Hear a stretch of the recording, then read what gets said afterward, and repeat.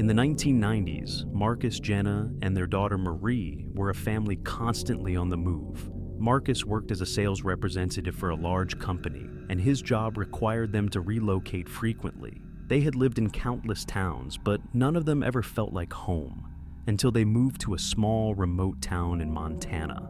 This town was different. The street they lived on was eerily quiet, with neighbors who were cold and distant.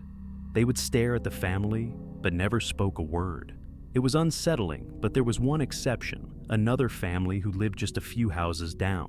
They were warm, welcoming, and quickly became close friends. They were also a family of three, a father, mother, and daughter.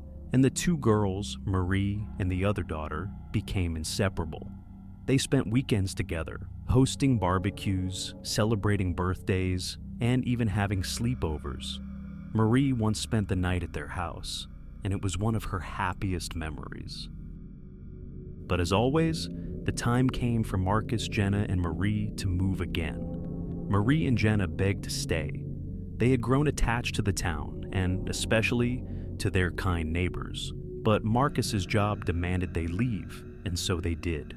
Over the years, they often reminisced about their time in that little Montana town, and the family who had made them feel so welcome. More than 20 years passed. Marie graduated with a degree in international business and began traveling for work. On one of her trips, she found herself near the old Montana town.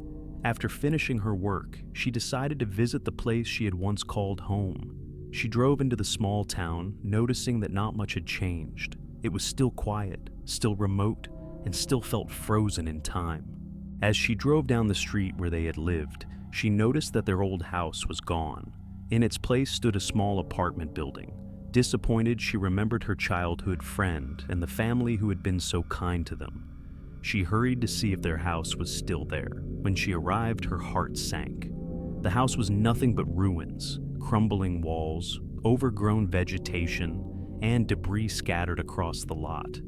It looked as though it had been abandoned for decades.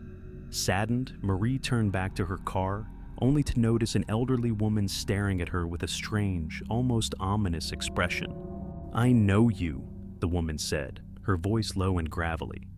"You're that little girl who used to live up the street. You were only here for a year." Marie nodded, surprised. "Yes, that's me."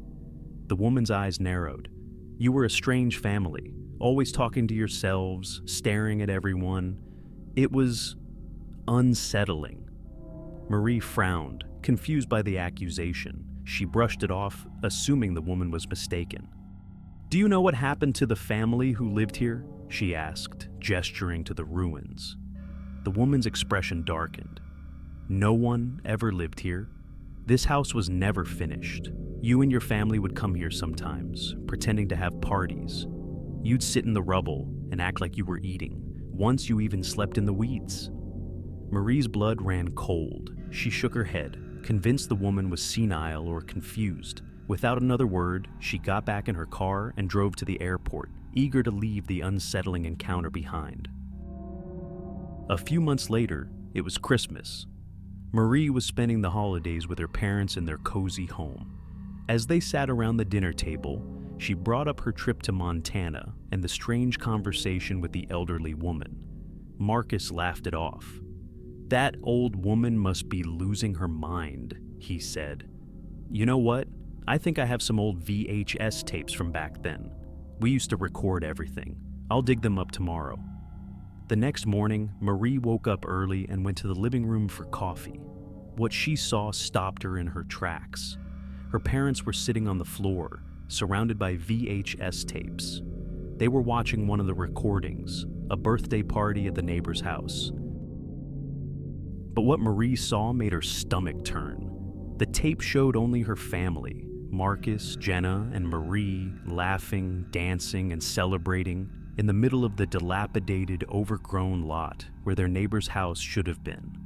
There was no other family, no friends, just the three of them, alone, pretending to be surrounded by people who never existed. As Marie stood frozen in the doorway, the video suddenly glitched. The screen flickered, and for a brief moment, she saw something else. A shadowy figure standing behind her younger self in the footage, its face blurred, but its hollow eyes glaring directly at the camera. Then, the screen went black. Her parents didn't seem to notice.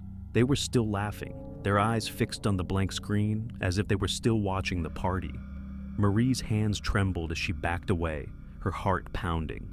That's when she heard it, a faint childlike giggle coming from the hallway behind her.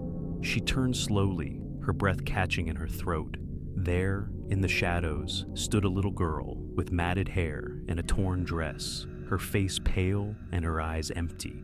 She smiled, revealing rows of jagged, broken teeth, and whispered, "You left us alone, but we found you."